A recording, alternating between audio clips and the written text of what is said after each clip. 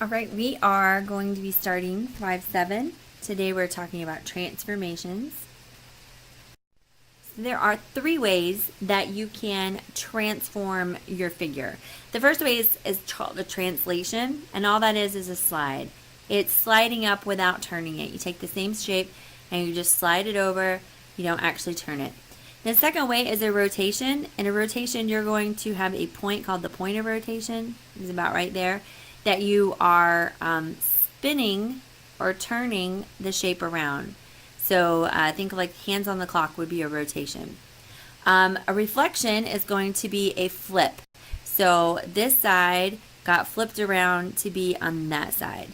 And it's different from a rotation because if we rotated this all the way down, yes, that side would be over there, but you would have your right degree angle up here rather than down here as the reflection would do.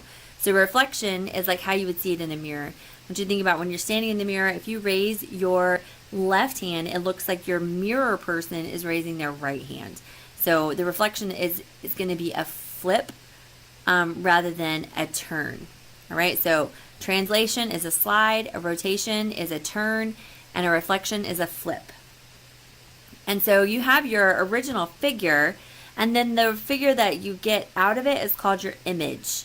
And it's going to be congruent to your original figure. It's just going to be in a different location or in a different orientation. Let's identify a few transformations. Here we have a figure.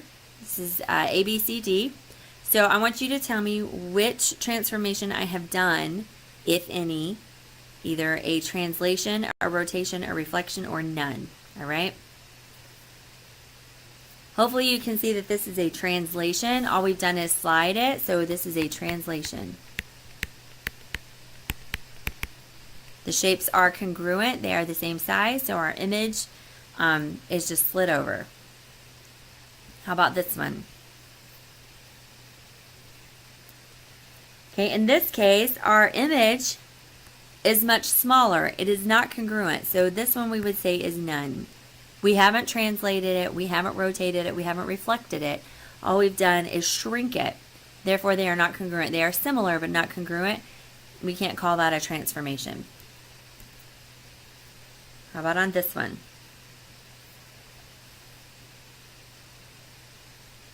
Hopefully you can see that all I've done is I've taken my shape and I've rotated it up. So this is going to be a rotation.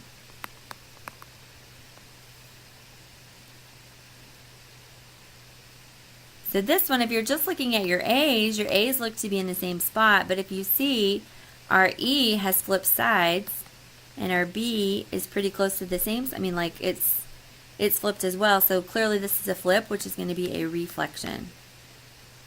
I didn't write my letters as a reflection, but they are a reflection. So if we're going to draw a transformation, it's important to know a few of the words. So here we have this triangle, and we're going to do the translation, which means we're going to slide it along BC. So we're going to slide it this far, and we want B, the second B, to coincide with this C. So we're going to, when we do it, we want this point to be right here so that we have slid it that far. All right, so this is what it would look like. We're just going to slide it over there. So that would be a translation when you're drawing it. Right, our instructions here are to have a reflection across the segment AB. So remember, a reflection is going to be a flip rather than a turn. So our triangle needs to be completely flipped over like it's in a mirror, but our mirror image is happening along this segment of our triangle here. So this is what a flip would look like, where our ABs are coinciding. Right, at 90 degrees counterclockwise rotation around point C. So we're going to rotate it from here, and we're going to rotate it counterclockwise. So if the clock's hands go this way, then counterclockwise is that way. So when we rotate it, A and B are going to come down here. So that's where our rotation would be, where it's 90 degrees. You can see that it's 90 degrees. This is almost a straight line across right here.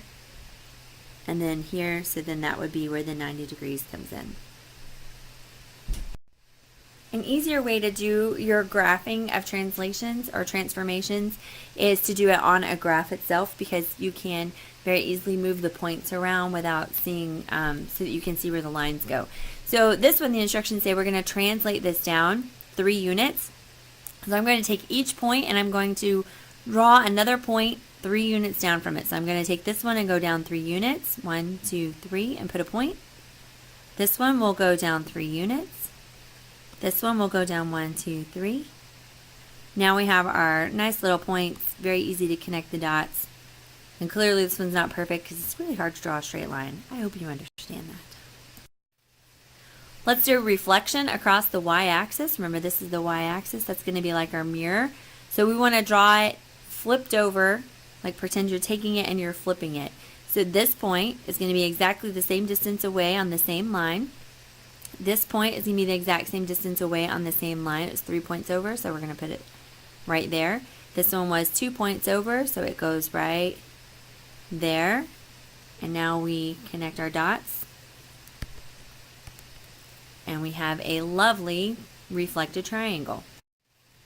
If we do a 180 rotation around 0, 0, so remember here's our 0, 0, 180 degrees would be in this quadrant over here. So it's going to be in the exact same spot, it's just on the opposite side. So if we go 180 degrees around for this point, it would come around to right here. This point would come around to right here. And then this point would come around to right there. Okay, and we connect our dots. There's our rotation. Go ahead and click on the link, complete your homework, and I will see you later.